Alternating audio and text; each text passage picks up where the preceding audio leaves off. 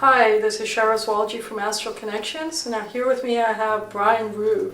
Brian's going to be with us next month and sharing some knowledge with us on reincarnation and karma.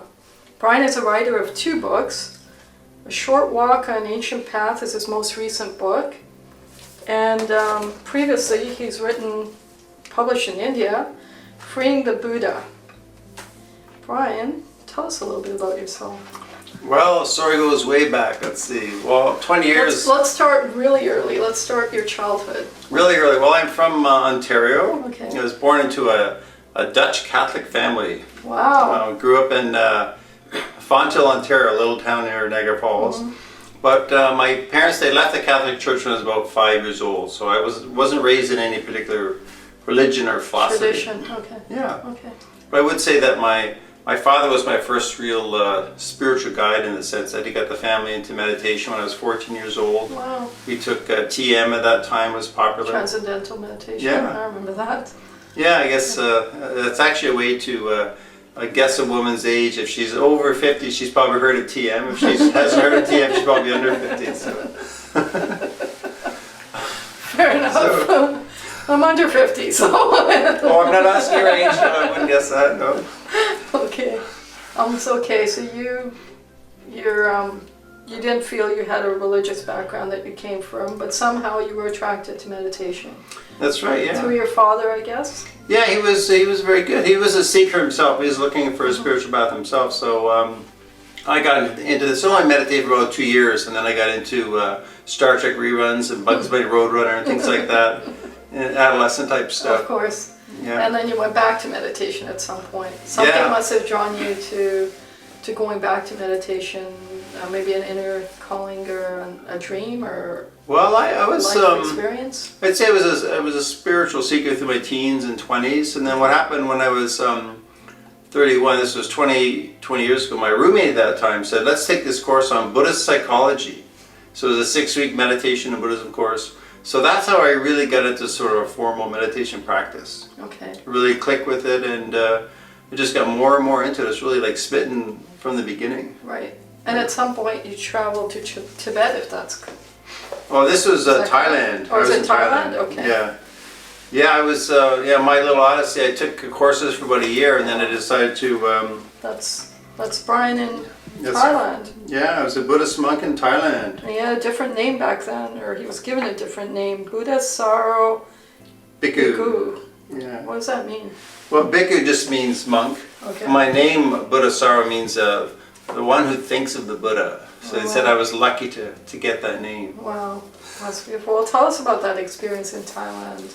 Oh yeah, definitely. I mean, that was, I was basically going there just to really immerse myself more in practice and study. Like what I had done, I had first moved to a Buddhist center in Vermont. I quit my job, left my girlfriend. I was working as a financial planner for about 8 years in Vancouver, like selling mutual funds and insurance. And I was happy with that. It was good, but it wasn't the meaning of life. So I moved to this Buddhist center in Vermont for 6 months. Then I decided to go to Asia. Originally I was going to go to Nepal, but my friends in Vermont said, well, the food's really bad in Nepal, the water's bad, you're going to get sick. So get yourself acclimatized first in Thailand. So I went there for 2 months, but then I just fell in love with the country, as it were, and I did a few retreats there, and I just decided to keep pursuing my Buddhist studies and meditation practice there. So I stayed for 4 years. So in Thailand you were how long? 4 years, like 4 years. 1992 to 96. Wow. And you were under someone's guidance and training, I guess? Or? Well, I was during my monkhood period, but first I just moved to different temples. I went to the popular place in the south with Ajahn Buddhadasa, who's quite a famous monk. I did a 10-day retreat there. Then I went up to Chiang Mai, did a 1-month retreat, and then I just stayed in Chiang Mai as a sort of a lay Buddhist and practiced and studied. But then I ordained as a Buddhist monk. That one temple, this was in Chiang Mai for about 7 months. Okay.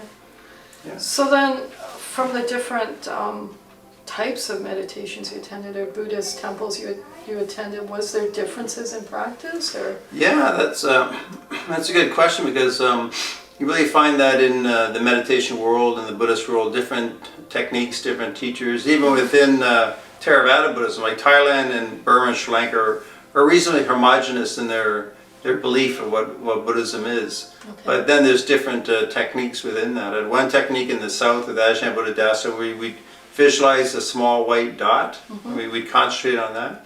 And then in Chiang Mai, Thailand, when I was ordained as a monk, we were practicing a Burmese system, Masi Sayadaw, where you're following the rising and falling the abdomen.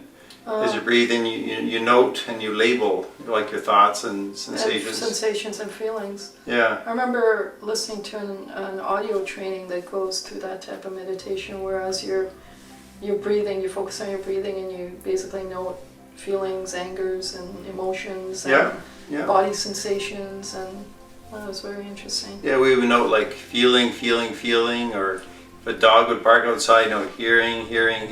Oh, interesting. Or thinking. A lot of noting and labeling in that technique. Okay, and then where did that take you? Well, see, the reason why I ordained at that time, I basically my intention was to return to Canada and really devote my life to spreading Buddhism and meditation back home in Vancouver. Vancouver is my home. So I went into the Monkhood just for more training to become a lay teacher. And in Thailand they have a temporary ordination culture, meaning all the men and boys are expected to be a monk for at least a few months or a few weeks. Right. So basically I felt I was trained enough. I basically went there to be a Vipassana meditation instructor. So then I disrobed, went back to lay life. And first I taught a course in Bangkok to see if it would work, but that was fine. Mainly wives of engineers. What do you mean by see if it worked? Well, if I could actually teach a course at effectively. Like at a community center, like an American community center. Okay. Yeah, and that went fine, so I decided to return to Vancouver in 1996. So I've been teaching now the last 15 years all around the city, Wow. like 10 different adult ed institutions like school boards, community centers. Right. And specifically, are you teaching one specific type of Buddhist meditation that you learned on your travels, or was it just the one you learned at your monk? No, I had a switch when I came back to Canada, like 96. I was teaching this particular Burmese technique. It's perhaps the most well-known Vipassana technique, because the most famous teacher in Burma, the Masi Sayadaw method. But then I met Ajahn Soni, he's a Canadian monk at the Birken Forest Monastery near Kamloops. And I switched to the Thai forest tradition. So they're based in northeast Thailand. And in our tradition, the forest tradition, I've been with him now for 10 years. He's been my main teacher. And still is? Yeah, definitely, yeah. Yeah, in fact, I was just there last month at the Birken Forest Monastery. Go there whenever I can.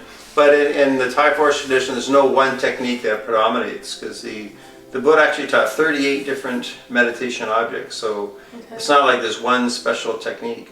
Okay. So that appealed to me, and that's actually true from a Buddhist view. There's not actually one particular technique, but it is common, if you look around different meditation groups, there are technique schools, and they're good, they can help people, but they might be a bit of an over-excessive advocacy of one technique. Okay. My next question might be a little,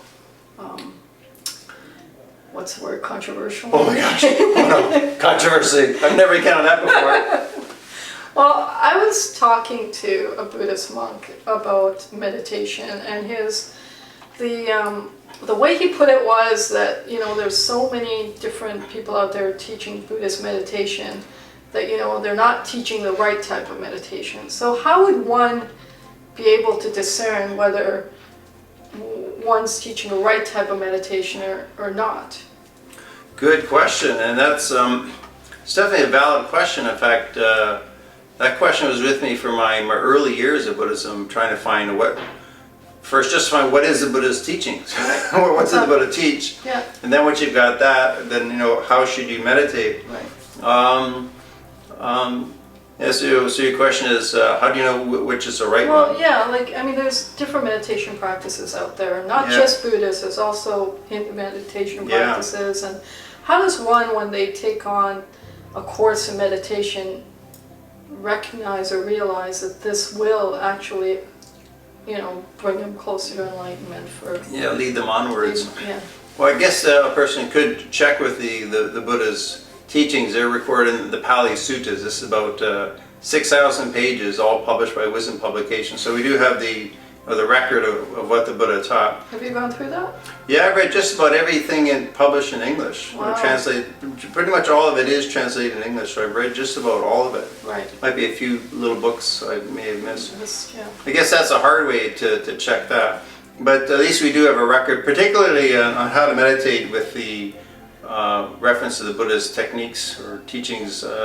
Some discourses called the Satipatthana Suttas, about 30 pages long, and the Anapanasati Sutta is about 15 pages long. The Buddha's actual instructions on how to meditate. Okay. So some of his discourses were aimed specifically, at just that So meditation. when you focus on meditation, you're actually going back to how the Buddha taught to meditate? Yeah, And teaching specifically those types of meditations. Oh, definitely. In fact, of all the techniques the Buddha taught, the one that he praised the most and practiced most himself was breath meditation.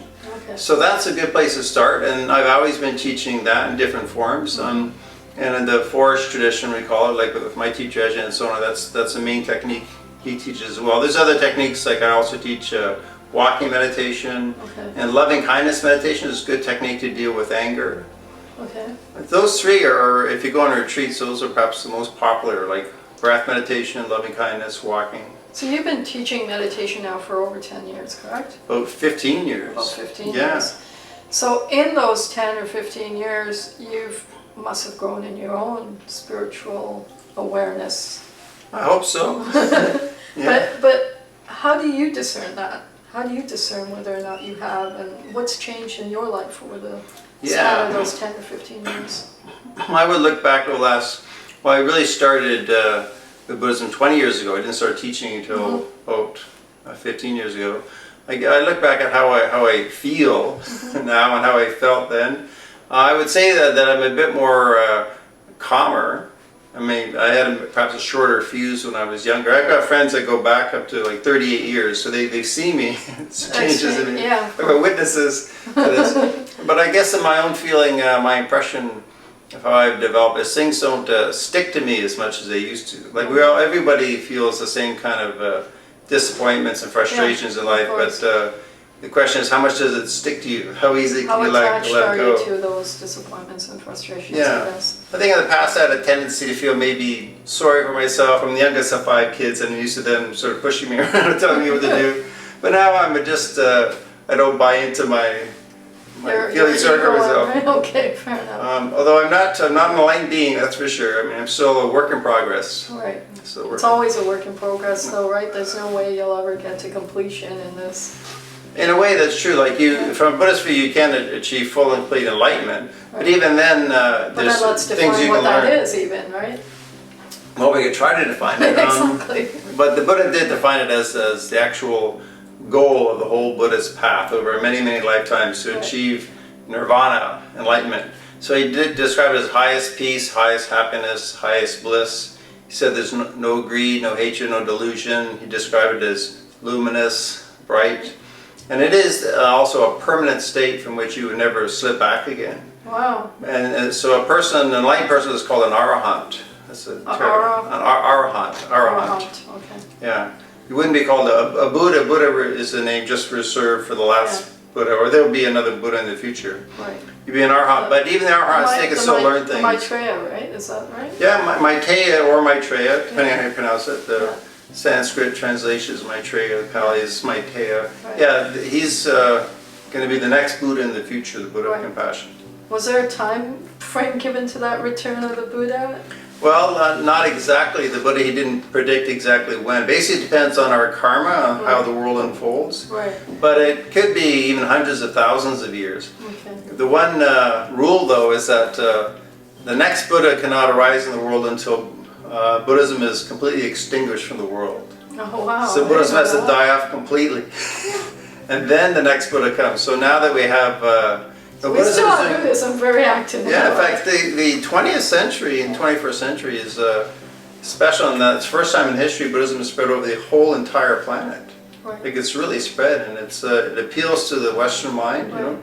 So calming, it brings relaxation to that mind that really requires it, right? Yeah. So my teas probably have to wait a long time. It'll be around for a while.